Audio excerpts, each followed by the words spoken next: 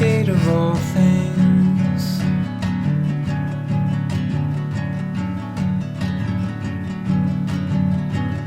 I keep on not dying, the sun keeps on rising.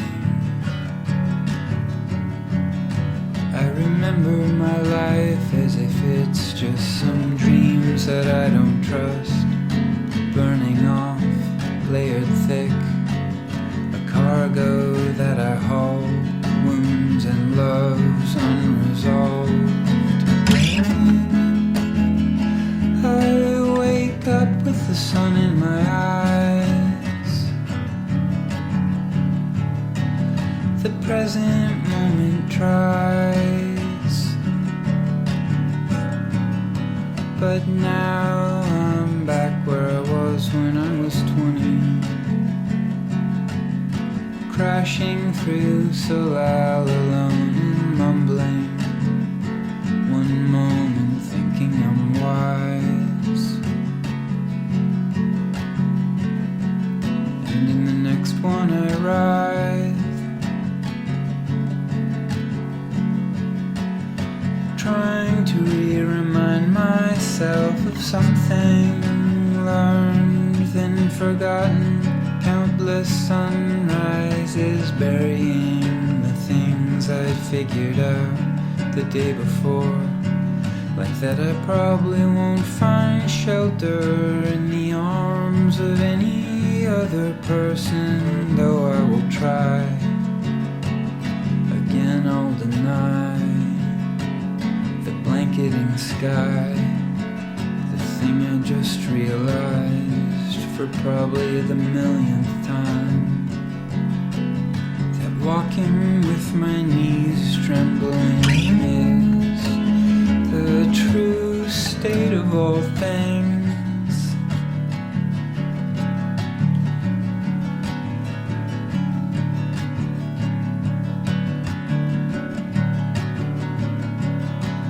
The true state of all things is a waterfall,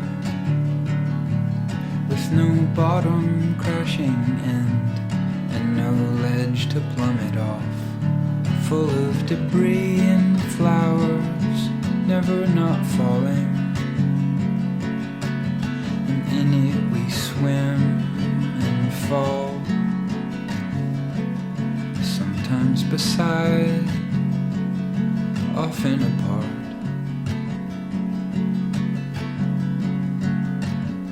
It's just chaos heaving.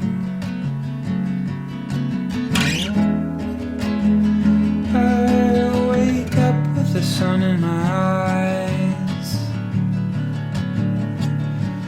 beneath present moment skies,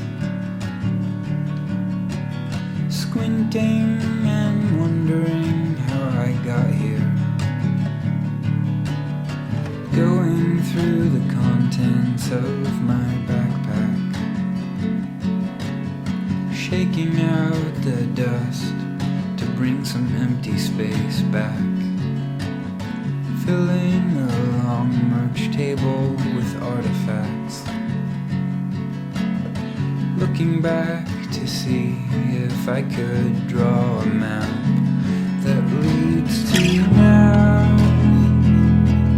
I remember where I was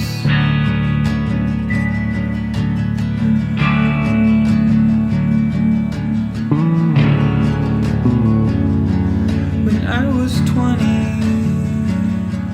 or 17 or 23.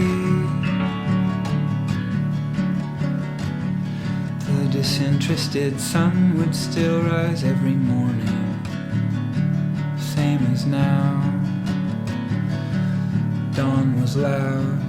I took my breakfast to the couch on the porch of the punk house. Coffee and low tide smell and my life stretching out.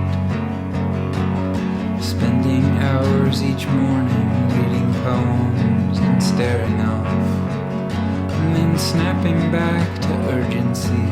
I did my dishes, and then I would sprint to again. Spend all day and night digging in. Distorted bass, spliced tape, singing lines like there's no end. And I won't look for you in my room about my friends. I check the microphones at hotmail.com like once a week. I would drive out to the ocean and not tell anybody. Watch Crouching Tiger, Hidden Dragon in a dollar theater in Aberdeen. It was a rainy matinee, 2001, Sunday, March 18th. And in the parking lot afterward, for a few minutes in the rain, I stood glowing with ideas of what I might try to convey with this music.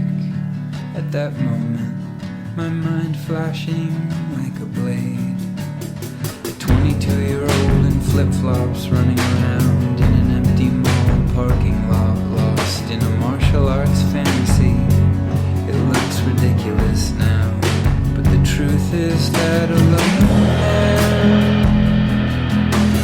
something was formed. The way they held themselves upright with tea in the opening scenes. A warm formality, spines straight and feet planted wide. Untip-overable like the bambooed undulating hills. Walking slowly, making eye contact and gliding. The sound of empty wind when they sword fought weightless in the bamboo, with a purity of heart that transcends gravity. Leaping off the mountain into ambiguity, falling slow.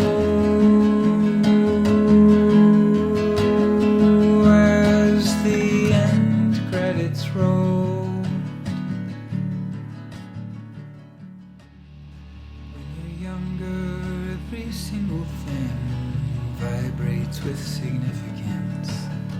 Gazing at the details in the artwork of a 7-inch.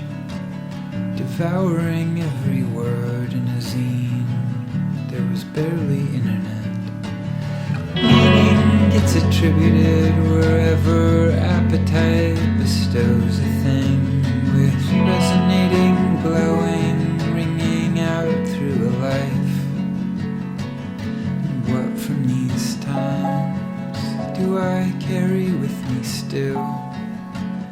The things I survive return repeatedly, and I find again that I am a newborn every time.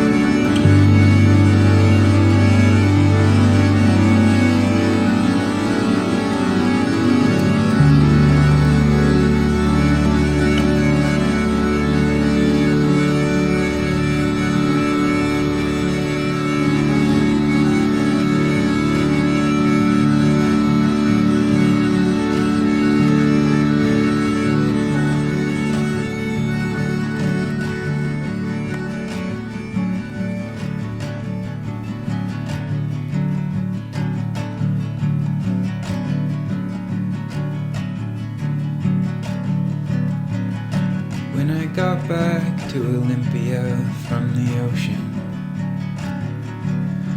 I woke up early before dawn to start recording.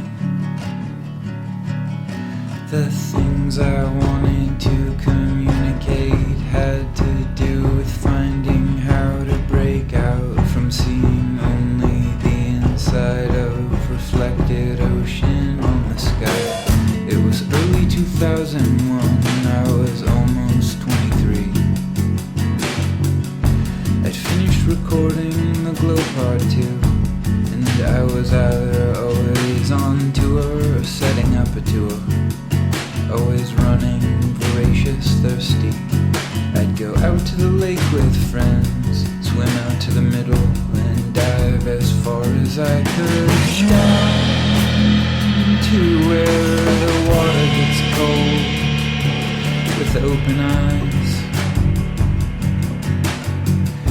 We'd go up on the roof at night and actually contemplate the moon. Friends and I trying to blow each other's minds, just laying there gazing, young and ridiculous, and we meant it, our eyes watering.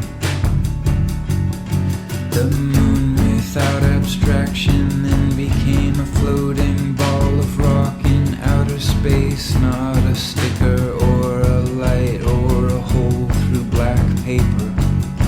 We were making food and records and paintings and walking around beneath a real infinity. I felt my size.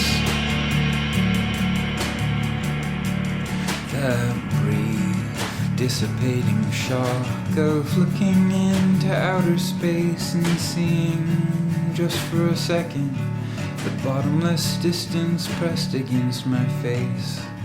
My little mind trying to write it down, zooming out, a faint yelp lost in a thunderstorm, sufficiently small, thinking on the geologic scale, making the voice of mountains, reaching beyond my old concerns from when I was 17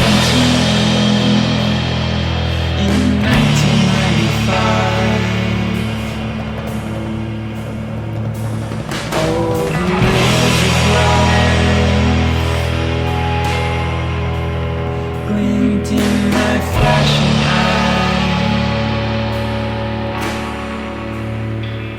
simultaneously, and at any moment we could die. And so with urgency